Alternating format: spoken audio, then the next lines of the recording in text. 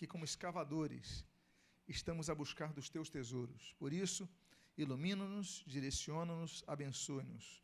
E o que nós pedimos, nós o fazemos agradecidos em nome de Jesus. Amém.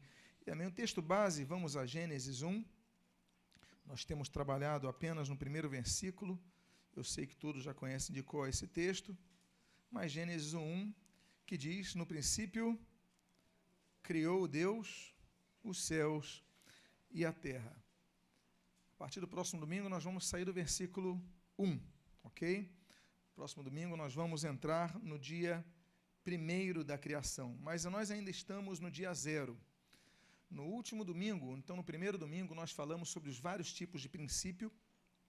Domingo passado, nós começamos a falar do dia 0, dos 6 dias da criação. Então, nós estamos começando com o dia 0. E nós, então, falamos no domingo passado sobre o Big Bang, o desenvolvimento da teoria do Big Bang, e como isso vai se concatenar com a teoria bíblica. Hoje nós vamos vamos finalizar o dia 0 e nós vamos falar sobre a criação do tempo e o fato de os 15 bilhões de anos do universo estarem inseridos nos 6 dias da criação. Então, hoje nós vamos falar sobre a questão dessa relativização do tempo, para que nós possamos entender essa questão. Eu volto a dizer que nós respeitamos, eu particularmente respeito muito, todos aqueles que advogam que o mundo foi criado em 6 dias de 24 horas. Não tenho nenhum problema quanto a isso, até porque eu também creio que Deus podia ter criado tudo em 1 segundo, não apenas em 6 dias. Então, agora, eu também gostaria, nessa série de mensagens, trazer uma outra possibilidade, uma outra viabilidade, que é aquela que nós, por exemplo, trataremos de maneira mais específica no dia de hoje. Então, temos uma questão da idade do universo e um problema de interpretação quanto ao referencial dos dias da criação. É comum, por exemplo, no meio cristão, se estabelecer a ideia que o universo tem 57 séculos. Se nós fôssemos contar a genealogia desde Adão até hoje, nós temos, se você calcular, vou colocar na calculadora, no lápis, se você somar quantos anos ele viveu, gerou fulano gerou Beltrano, fizer a conta, vai dar 5.000, no dia de hoje, 5.777 anos, que é exatamente a data do calendário judaico hoje. Então, nós estamos no ano 2017. Os judeus estão no ano 5.777, o triplo 7. Então, esse é o período de tempo que aqueles que advogam a literalidade dos 6 dias da criação com 24 horas, então advogam. O universo tem 5.000, menos 6, vamos arredondar para 6.000 anos, ok? Fica mais fácil assim? O universo tem 6.000 anos de existência, assim como a Terra teria 6.000 anos de existência e a humanidade teria 6.000 anos de existência. Mas os fatos comprovam que não é bem assim. As datações que nós temos do universo são de 15 bilhões de anos. A datação que nós temos da Terra são de 4 bilhões e meio de anos. Então, nós temos aqui um conflito a ser sanado, que é entre a verdade comprovada, a verdade verificada e a crença textual, literal. Então, vamos trabalhar um pouquinho sobre isso nessa manhã? Vamos, em primeiro lugar, observar, considerar que tudo na questão do tempo depende do referencial de observação. Por exemplo, se eu digo que Deus criou o mundo em 6 dias, 24 horas, a Bíblia não diz que são 24 horas. Diz que foi, então, manhã e tarde, foi tarde e manhã, então nós temos ali essa vamos trabalhar sobre ela. Aí você, então, foi o primeiro dia, Deus viu que era bom, etc e tal. Nós calculamos dias de 24 horas. Mas esse é o referencial do homem, que não é o autor da Bíblia. O autor da Bíblia é Deus. O homem escreveu. Então, o referencial do escritor é um dia de 24 horas para o universo. Mas, se esse escritor, por exemplo, estivesse em, vamos dizer, Vênus, um dia na Terra tem 24 horas, certo? Ou seja, o Sol nasce, aqui às 6 da manhã, 24 horas depois o Sol nasce de novo, depois de 24 horas. Mas se nós estivéssemos em Vênus, um dia em Vênus são 116 dias da Terra. Ou seja, o Sol nasce em Vênus, aí até ele girar, ele demora 116 dias. Aí você tem o segundo dia. Se você for, por exemplo, para Mercúrio são 58 dias. Um dia da Terra são 58 dias em Mercúrio. Então você tem Saturno, se você for para Saturno, aquele dos anéis, Saturno, por exemplo, um dia tem 10 horas. Então um dia lá é muito mais rápido. Então, nós temos que considerar o seguinte, que a consideração de um dia de 24 horas, ela é baseada no ponto de referência, no ponto de observação do homem na Terra. Mas o autor da Bíblia, ele não está na Terra. Ele, muitas vezes, nós vamos ver a partir do dia 1º da criação, que nós vamos ter a ideia do autor, o que vai transcrever da Terra. Mas Deus, ele está além disso, ele é um Deus eterno.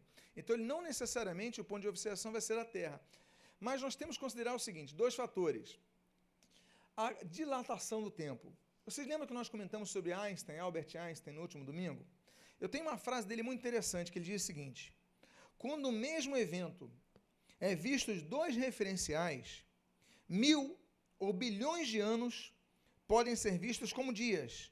Depende do referencial de observação. Então, Einstein usa o exemplo do trem, e eu vou dar um exemplo aqui talvez mais comum nos dias de hoje. Quantos aqui já viram alguma prova de Fórmula 1? Já viram aqui? Você lembra aquela imagem?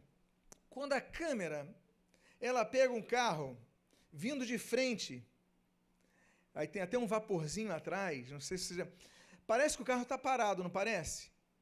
Aí você está pegando o carro, a câmera de frente de linha reta, e o carro está lá parado, está só se mexendo um pouquinho assim, mas você fala, o carro não está andando.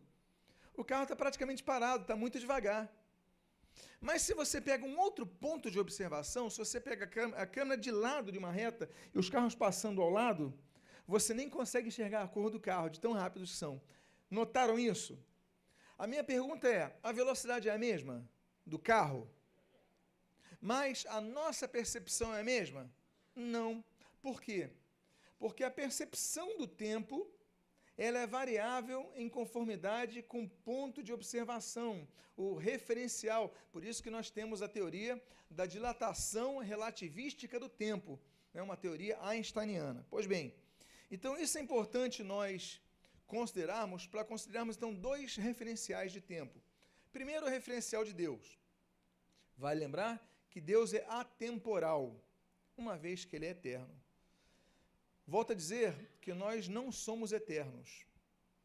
Ah, pastor, mas João 3,16, porque Deus amou o mundo de tal maneira que deu seu Filho unigênito para que todo aquele que nele crê não pereça, mas tenha a vida eterna. Ter a vida eterna não significa que nós somos eternos. Nós passamos a ser imersos na vida eterna de Deus. Eterno só Deus. Por que nós não somos eternos? Porque um dia nós tivemos um princípio.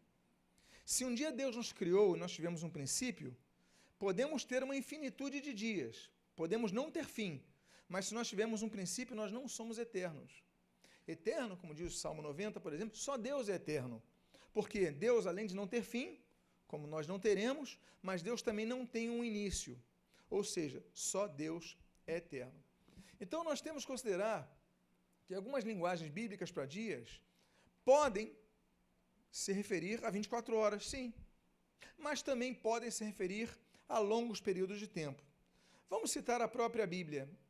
Por exemplo, em 2 Pedro, capítulo 3, versículo 8, nós lemos o seguinte: há, todavia, uma coisa, amados, que não deveis esquecer, que para com o Senhor, um dia é como 1000 anos, e 1000 anos como um dia.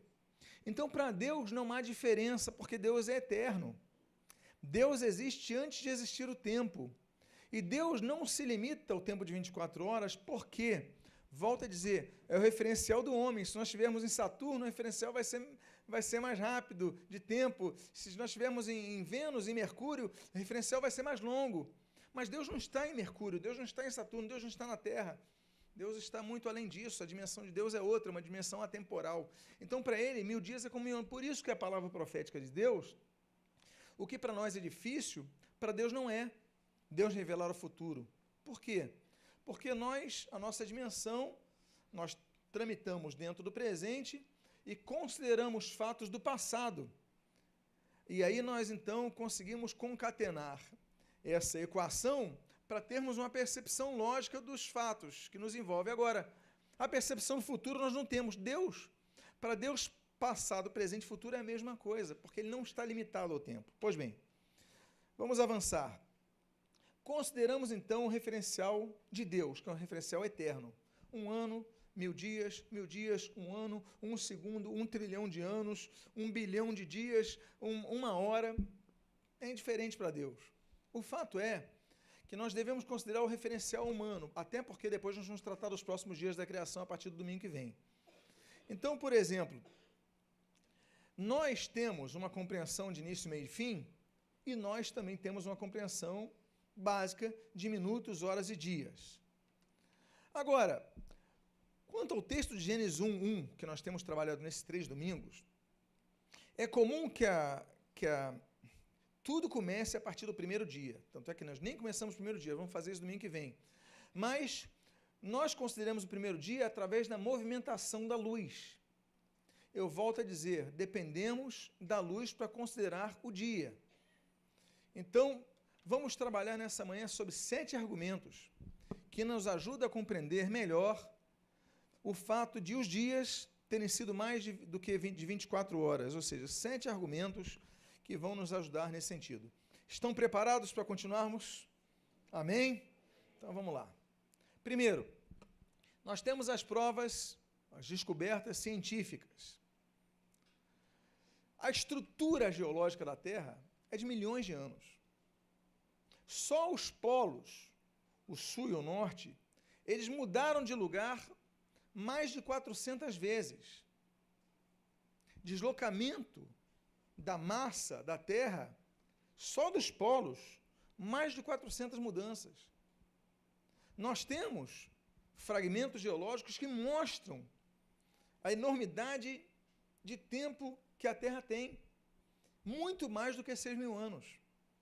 Então, essa é uma prova. Outra prova são os fósseis. Nós aqui no corredor de arqueologia, você pode ver quando sair da igreja, é ali, você pode ver ali que nós temos fósseis do período Ordovícico, de trilobitas, que elas foram conseguidas no sítio arqueológico a 1.200 metros de altura, sendo que as trilobitas habitavam, naquele período, muito antes do homem, Deus criar o homem, rastejavam no fundo dos oceanos. Então, nós temos branquiópodes ali de milhões de anos. Não é milhares, é milhões de anos. Os fósseis também estão aí para comprovar. Há fósseis de animais, por exemplo, que existiram e deixaram de existir muito antes do homem existir, Deus criar o homem. Então, as provas geológicas e as demais provas científicas, elas mostram que há provas de que a Terra é muito anterior aos 5.777 anos que nós temos. Outra consideração bíblica é a do termo Yom. Yom é dia, ok? Yom Kippur, dia do perdão, dia da expiação. Então, Yom, em hebraico, é dia. Pois bem, para nós, dia, volta a dizer, foi o primeiro dia, foi o primeiro Yom, foi o segundo Yom, foi o terceiro Yom. Mas o que é Yom no hebraico? Ele é só dia? Não necessariamente. Yom pode significar dia de 24 horas? Pode. Mas pode significar um período de tempo. Veja só o que diz o texto de Provérbios, capítulo 25, versículo 13. Olha só. Como o frescor da neve no tempo no Yom da ceifa. Ora, eu faço uma pergunta. A ceifa, o período da colheita. A colheita, as pessoas plantavam durante meses. Aí chegava o período da colheita. A colheita era feita num dia só? Sim ou não? Não. Eram dias, semanas, meses de colheita, era um período longo de colheita. Só que ali está falando, o termo da revista atualizada coloca tempo. Outras traduções bíblicas colocam dia, porque eles traduzem Yom. Mas olha só que coisa. O nome disso é hermenêutica. Os hermeneutas, a comissão de tradução, ela, quando foi traduzir a revista atualizada, ela falou, bem, a ceifa não acontece num dia, mas num período, então vamos colocar no tempo da ceifa. Só que no hebraico não está tempo. No hebraico está dia. Eu coloquei o hebraico aí, yom.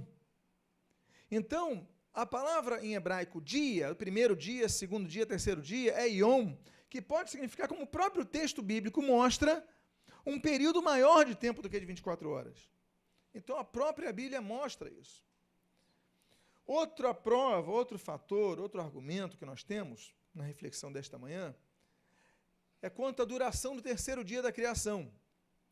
Diz Gênesis 1, na primeira parte do versículo 12, o seguinte: a terra, pois, produziu relva, ervas que davam semente, segundo a sua espécie, e árvores que davam fruto, cuja semente estava nele, conforme a sua espécie. Pois bem, isso no terceiro dia. Então, nós vemos no texto que o que acontece no terceiro dia? As árvores crescem da semente até o ponto de amadurecerem e darem frutos, que produzem sementes, num processo que vai durar meses ou até anos, conforme a espécie de árvores. Então, no terceiro dia de 24 horas, não há uma compreensão, claro, senão é como naqueles filmes que você vê aquela imagem rápida, né? Então, a semente vai crescendo, vira uma árvore, dá fruto, mas não é o caso. É um processo natural que Deus impõe na criação de todas as coisas, que a semente está lá, ela vai crescer, vai demorar meses, vai demorar talvez anos, para ela conseguir começar a produzir e darem frutos, e os frutos gerarem sementes. Então, o próprio terceiro dia mostra que não foi um dia de 24 horas. Claro, nós entendemos que o dia pode ter durado milhões de anos, mas vamos considerar que no mínimo meses, esse dia, para que as árvores pudessem crescer e produzir seus frutos. Quarto ponto, quarto aspecto, quarta consideração, a dependência do sol para contar a duração do dia. Nós só podemos contar a duração do dia por causa do sol. É a contagem que se pode fazer. A pergunta, então, que nós devemos fazer é o seguinte: como é que se pode contar os 3 primeiros dias da criação se o sol só surge no quarto dia? Essa pergunta, o próprio Agostinho, ele vai fazer. Agostinho, quando escreve Cidade de Deus, ele faz uma pergunta dizendo o seguinte, no livro 11º da Cidade de Deus, ele fala o seguinte: vemos que os dias conhecidos não têm tarde, senão em relação ao pôr do sol, nem manhã, senão em relação com o seu nascimento. Pois bem, os primeiros dias transcorrem sem sol. Agostinho já teve a tirada. Como é que se pôde contar? Foi tarde, manhã, o primeiro dia. Se não havia, se o sol, a Bíblia diz, só foi criado no quarto dia. Nós vamos entender isso, a partir do próximo domingo, quando nós começarmos a ver a referência do Espírito Santo nos autores para a contabilização do tempo. Porque Deus vai criar todas as coisas. Quando a Terra vai ser criada, o Sol já vai ter sido criado há bilhões e bilhões de anos. Então, já há luminosidade. Só que a luminosidade não vai entrar ainda na Terra, porque está muito vapor. A Terra ainda é uma bola de fogo incandescente. Você não vê o Sol, mas você percebe a luz. Só no quarto dia, com a dissipação daquela camada, ou seja, o quarto período de tempo, quarta era de tempo, com a dissipação daquela camada de vapor, é que se consegue ver o Sol, se consegue ver a Lua. Então você consegue ter a interpretação dos astros. Mas até então havia luminosidade para você considerar o tempo. Ok? Mas isso daí a gente vai tratar nos outros domingos. Quinto aspecto, o trabalho de Adão no 6º dia da criação. Olha como o 6º dia da criação foi longo. No 6º dia da criação, Adão foi criado, aí ele deu nome a todos os animais, aí ele passa por, que não é uma coisa rápida, aí ele passa por uma cirurgia, aí Deus cria Eva, tudo isso acontece, aí eles conversam, tudo isso acontece num período de 24 horas? Dificilmente.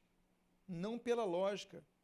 E nem para usar o artifício da fé, de uma fé cega. Por quê? Volto a dizer, Yom pode representar mais do que 24 horas. Então, o sexto dia foi um dia muito longo. Então, dificilmente nós temos essa possibilidade. Sexto argumento. O uso da hermenêutica na frase houve tarde e manhã, que é o que muitos usam. Em todos os dias criativos, nós temos uma frase que não se encontra apenas no sétimo dia da criação. Nos 6 dias da criação nós temos Vayehi erev vayehi boker yom. Ou seja, e houve anoitecer e houve, literalmente, ok? Porque a tradução é houve tarde e manhã no dia sexto, e houve tarde e manhã no dia, não é isso? Só que, literalmente, erev significa anoitecer também, e manhã. Então, e houve anoitecer, e houve manhã, dia 1, dia 2, dia 3, etc.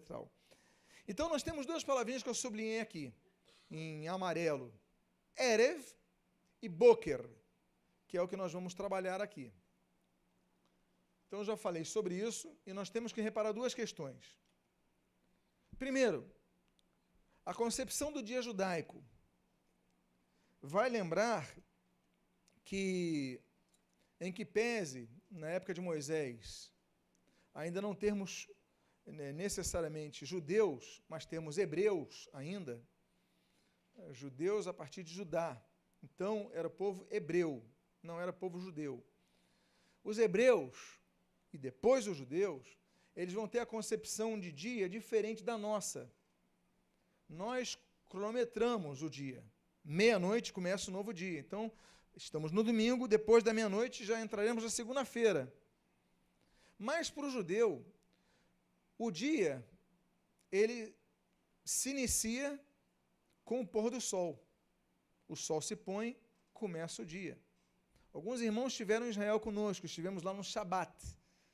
Fomos no Shabat, quando eu vou a Israel, eu sempre gosto de entrar no Shabat, no Muro das Lamentações, porque é uma festa muito bonita.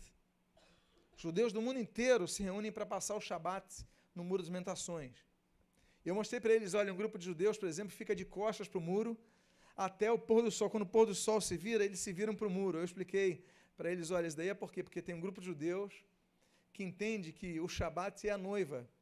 Então, eles ficam de costas para o muro, até que a noiva entre. Quando o sol se põe, eles se viram para o muro, a noiva já entrou, o Shabat começou. Que bonitos significados, né? Mas o significado dele é esse. Então, o Yom Kippur, por exemplo, a Bíblia mostra, e aí nós temos um texto bíblico que diz, de uma tarde, Erev, lembra da palavra Erev? Uma tarde, ou seja, anoitecer, até a outra tarde, até o outro anoitecer, outro Erev, celebrareis o vosso sábado, o vosso Shabat. Então, o próprio texto bíblico diz que a maneira de contar o tempo não é a nossa maneira de contar o tempo. A maneira de contar o tempo mais adequada é a maneira como os hebreus, como os judeus, hoje celebram o dia, do anoitecer ao anoitecer. Bom, essa é uma visão judaica para o dia integral. Mas nós temos que notar que em Gênesis 1, no versículo 1, ainda não estamos falando do tempo. Porque o tempo a gente vai conseguir deduzir com exatidão o tempo através da nossa percepção do movimento dos astros, do movimento da Terra. E o Sol só vai surgir no 4º dia. Sem o Sol, não dá para ter uma percepção exata do tempo. Então, esse é um outro aspecto que devemos considerar. Agora, é importante nós analisarmos, então, o conhecimento e a percepção dos rabinos quanto ao Erev, quanto ao tarde e manhã do primeiro dia, do segundo dia, etc. e tal. Por exemplo, tem um rabino chamado Onkelos, que ele vai viver no ano 100 depois de Cristo. Então, na era apostólica, ele vai escrever um Targum, que é chamado Targum Onkelos. E ele, quando vai chegar no versículo 31 de Gênesis 1, sobre houve tarde e manhã, o sexto dia, ele vai escrever o seguinte: e eis que era uma ordem unificada. O rabinato antigo, por exemplo, na era apostólica, ele já entendia que não necessariamente o sexto dia foi um dia de 24 horas, mas quando ele faz o comentário de houve tarde e manhã, houve uma ordem unificada, ou seja, Deus então termina num período de tempo de compor aquele projeto. O projeto da criação do homem, da criação dos animais, etc. e tal. Assim como nos dias anteriores, ele vai trabalhando outros projetos por fases. Então, o próprio rabinato antigo vai entender que Erev e Boker, né, que é tarde e amanhã, na verdade não são tarde e manhã como nós concebemos hoje, ainda não havia tempo, mas uma ordem unificada, um projeto unificado. Nós temos, por exemplo, esse ponto 2, que o sol aparece no quarto dia. Quando ele aparece, as tardes e manhãs já existiam. E o próprio Gênesis confirma isso. Por exemplo, no versículo 14 ao 19, nós lemos o seguinte: haja luzeiros para fazer separação entre o dia e noite, e sejam eles para dias e anos. E fez Deus os grandes luzeiros, o maior para governar o dia e o menor para governar a noite. Ora, já havia tardes e manhãs quando os luzeiros surgem. Já havia tarde e manhã quando, na perspectiva do autor, ele consegue enxergar um astro que é o Sol, ele consegue enxergar o astro que é a Lua. Né? Então, está falando dos luzeiros. Por quê? Porque, na verdade, a Lua reflete a luz do Sol. Ela não é um luzeiro em si, mas é a percepção da luz que brilhava por causa do Sol. Então, na verdade, os luzeiros, um para governar o dia, outro para governar a noite. Ele está falando do quarto dia da criação. Mas já havia dias e tardes anteriormente. Então, nós devemos considerar isso também. Então, é importante que nós entendamos que tardes e manhãs não se limitam à percepção clássica do tempo. O termo tarde, por exemplo, Erev. Eu lembro a vocês, o hebraico é uma língua muito pobre em relação ao português, que é uma língua latina. É uma língua muito rica, aliás, o idioma latino é muito rico, nós temos muitos vocábulos. Então, uma palavra em hebraico, ela pode ter vários significados no português. Então, nós temos uma palavra que significa tantas coisas diferentes. É por isso que nós temos, nas traduções do Novo Testamento, do Antigo Testamento, tantas versões diferentes no Antigo Testamento, porque uma palavra pode significar várias coisas. Então, por exemplo, a palavra Erev, ela pode significar tarde? Pode. Mas ela pode significar crepúsculo, ela pode significar pôr do sol, ela pode significar anoitecer. Agora, ela também, Erev, pode significar confuso, misturado ou desordenado. Então, uma palavra, quantos significados diferentes? Não é verdade? Por que confuso, desordenado, misturado? Porque é exatamente o que acontece quando está no pôr do sol. Há uma mistura entre a luz e a noite. Há uma mescla, uma mixagem. Então, é uma mistura. Então, por isso significa... Então, a palavra Erev, que é traduzida nas versões da Bíblia como tarde, pode significar também crepúsculo, pôr do sol, desordenado, confusão, mistura, tantas outras coisas. Quanto ao termo manhã, que é o boker, ela também tem um significado amplo. O hebraico, volta a dizer, uma língua limitada. Então, ela pode significar manhã, mas ela pode significar também capaz de ser distinguido, discernível ou ordenado. Então, ela tem vários significados. Então, as nossas comissões, as comissões da Bíblia, as primeiras traduções, as traduções mais antigas, optaram por tarde e manhã. Mas se elas optassem por desordem, como o Targum Onkelos, como ordem, como situação confusa, como mescla, como mistura, volta a dizer, a Terra estava em período pós-ebúlico. A Terra estava muito aquecida. A água estava fervente. Havia nesse período em que o Espírito Santo, que é o autor da Bíblia, pairava sobre a face das águas, já havia água na terra, mas com a explosão, com o calor, com as fendas, havia tanto vapor que o sol que Deus já tinha criado, bilhões de anos antes, ainda não era visto, só vai ser visto no quarto período.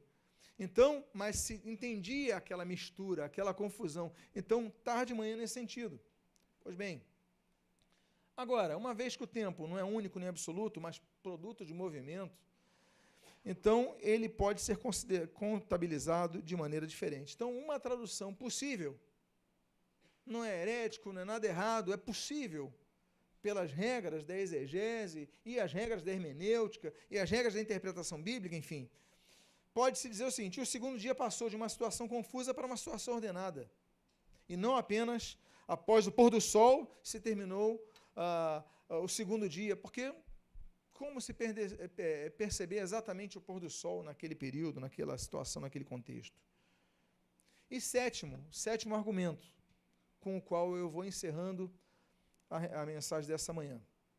O descanso de Deus. Ora, nós temos 6 dias da criação. E o 7º dia o quê? O dia do descanso. Descanso de quem? De Adão? Descanso de Deus. Não é isso? Se nós compreendermos, entendermos, advogarmos, defendermos a tese de que cada dia foi de 24 horas, nós somos obrigados, cada um dos 6 dias, 24 horas, nós somos obrigados a dizer que no 7º dia Deus descansa por 24 horas. 24 horas no nosso cronômetro, o que já é ilógico em si. Mas a própria Bíblia vai dizer que isso não aconteceu. Por exemplo, a Bíblia diz, em Gênesis 2:2, e havendo Deus acabado no 7º dia a obra que fizera, descansou no 7º dia de toda a sua obra que tinha feito. Pois bem, primeiro, a obra da criação, o descanso de Deus, era descanso de quê? Vou voltar ao texto de Gênesis 2. Descansou no 7º dia de quê? De que ele descansou? De toda a sua obra que tinha feito. Ou seja, o descanso de Deus, a cessação do trabalho de Deus, foi no tocante à criação de novos elementos. Então, a partir do descanso de Deus, a partir do 7º dia da criação, Deus não criou mais nada novo. O que vai ser criado vai ser produto da própria criação de Deus. Nós temos espécies hoje que são criadas? Temos. Você tem, por exemplo, experiências biológicas que você pega um enxerto de uma planta, coloca em outra e surge uma nova planta. Não é verdade? Você tem, por exemplo, o cruzamento de plantas, você tem a questão de, hoje em dia nós comemos, por exemplo, uvas sem caroço. Isso é da natureza? Isso é fruto de quê? Da criação humana, da sabedoria que Deus deu ao homem. Deus não criou uvas sem caroço. Estão criando melancia sem caroço. Mas é o homem que, pela sua inteligência e capacidade a qual Deus lhe deu, tem desenvolvido isso, através de cruzamento, experiência, etc. e tal, vai surgindo isso. A mesma coisa com animais, por exemplo. Nós temos cruzamento de raças de animais. As raças, Deus cria os animais, mas eles vão se evoluindo. Eu volto a dizer, a gente não pode chegar ao ponto de falar que Darwin, nós temos que jogar tudo fora dele. Porque muita coisa que ele escreveu é lógica, é certa, é coerente. Inclusive a questão dos animais. O tempo, você vai ver animais, por exemplo, que vão...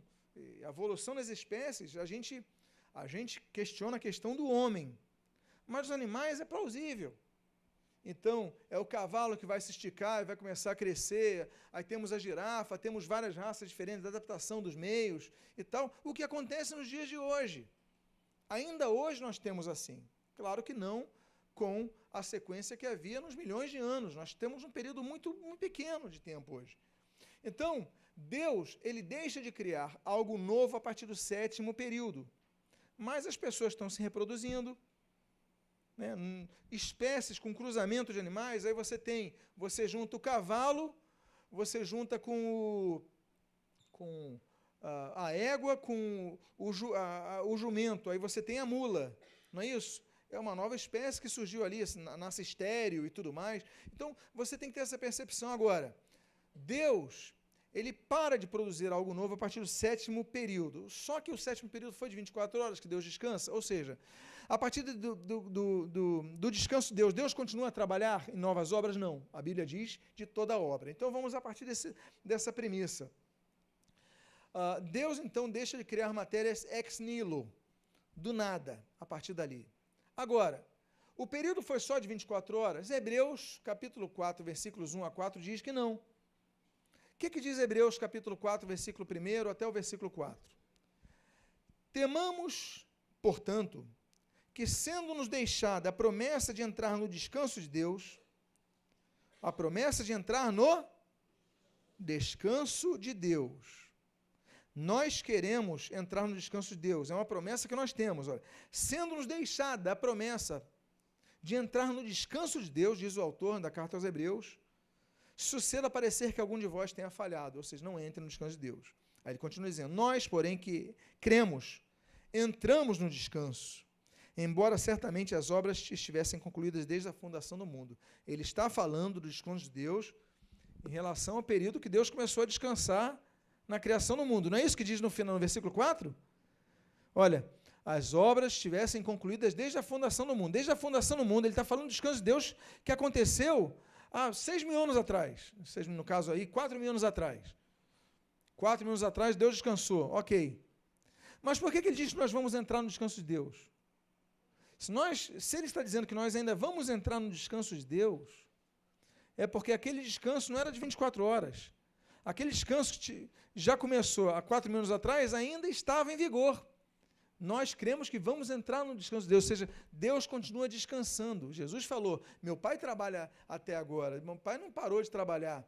Deus continua trabalhando, nos abençoando, intervindo, punindo, exercendo justiça, exercendo misericórdia. Deus continua trabalhando, mas não no sentido da criação ex nihilo, não no sentido de novas criações. Ou seja, aquele sentido de Deus parou e continua no descanso de suas obras. E nós devemos almejar entrar nesse descanso. Por quê? Porque não foi de 24 horas. Começou naquele período e continua até hoje. Então você percebe que a própria Bíblia diz que o descanso de Deus não foi de 24 horas. Já tem muito tempo. E se já tem tanto tempo assim, se já tem 6.000 anos o descanso de Deus, então é porque o dia do descanso não foi de 24 horas. E se o dia do descanso não foi de 24 horas, os demais dias da criação não necessariamente foram de 24 horas. Pois bem, eu não sei o que aconteceu aqui, voltei ou não? Aqui, vocês viram que disparou? Ok, deixa eu avançar aqui, vou apertar um Enter, agora foi. Então, ok, como eu já falei, o dia do descanso não foi apenas 24 horas, mas milhares de anos, conforme o próprio conceito literal. Deste modo, então, e aqui eu concluo, não há nenhum problema em se reconhecer que a Terra ela foi criada em 6 dias, mas que a Terra foi criada em 4,5 bilhões de anos, ou que o universo que foi criado em 6 dias, a partir do primeiro dia dos 6 dias da criação, foi criado há 15 bilhões de anos. É tudo dependendo do ponto de vista e interpretação. Então, respeitemos aqueles que creem. Claro que o mundo foi criado em 6 dias e 24 horas, mas nos abramos para a possibilidade de que o mundo foi criado, o universo foi criado há bilhões e bilhões e bilhões de anos. Ok? No próximo domingo nós vamos falar do primeiro dia. No próximo domingo a gente vai falar assim, haja luz. E vamos ficar nisso. Estão dispostos a continuar esse estudo? Essa série de mensagens? Então, que Deus possa abençoar a sua vida. Vamos fazer uma oração. Pai amado, Deus bendito, nós te louvamos, nós te agradecemos pela tua palavra. Nós queremos, Deus, ser pessoas que estudam a tua palavra. Não queremos ser relapsos com esse tesouro que nos destes. Porque tens nos dado o tesouro da tua palavra, mas nós nos conformamos, Pai, com alguns textos, mas não não avançamos, não nos dedicamos a compreender o que a tua palavra nos ensina. Por isso, dá-nos a sabedoria vinda do alto, da qual nós tanto dependemos. Nos ajude a elucidar o texto sagrado, nos abençoe nesta série de mensagens. E o que nós pedimos, nós te agradecemos em nome de Jesus. Amém? Que Deus abençoe.